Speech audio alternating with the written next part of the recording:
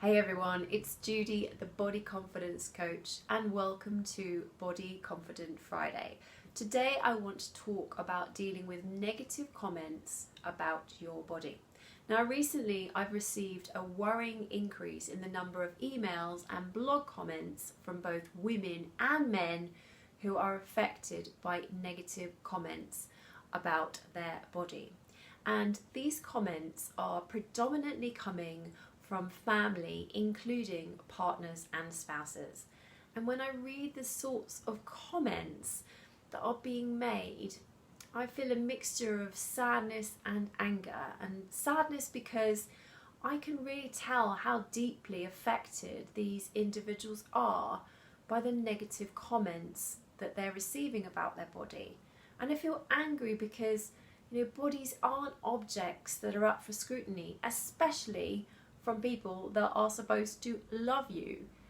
And this is a topic that I have covered before on Body Confident Friday and in my written blog, but I really think it deserves another look again, another revisit. So today I'm sharing what I think are the two most important things that you need to bear in mind when you're dealing with negative comments about your body.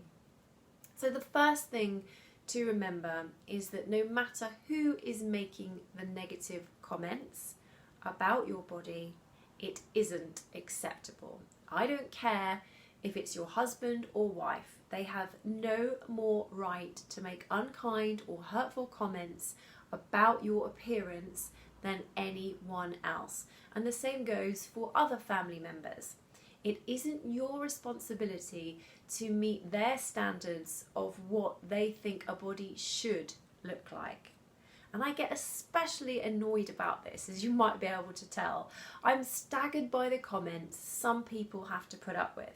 So for example, I've had individuals tell me that they are being criticised by family and partners for having hips that are too big or too small, having too thin a face, having too much grey hair, or having a flat bottom or too big a bottom.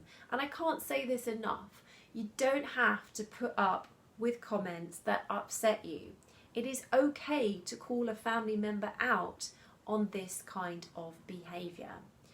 Start by having an open yet non-confrontational conversation with them about why they feel the need to comment on your appearance. So you might say something like, I'm curious as to why you feel the need to comment on my appearance. What's that about? And this strategy puts the onus and focus squarely on them, which is where it should be, rather than on you. But be sure to tell them how their comments affect you and request that they stop them if they're upsetting to you. So you might want to go and check out episode number 15 of Body Confident Friday, because it explains step by step how you can have this kind of conversation with someone. Now the second thing to bear in mind is that negative comments about your body aren't really about your body. Yes, you heard that right. They're about the person making those comments, their opinions, views, beliefs, and insecurities. And there can be any number of reasons why someone might decide they want to criticize your body. And here are some of the most common. So the first one might be that they're jealous of you or your appearance and they just want to put you down.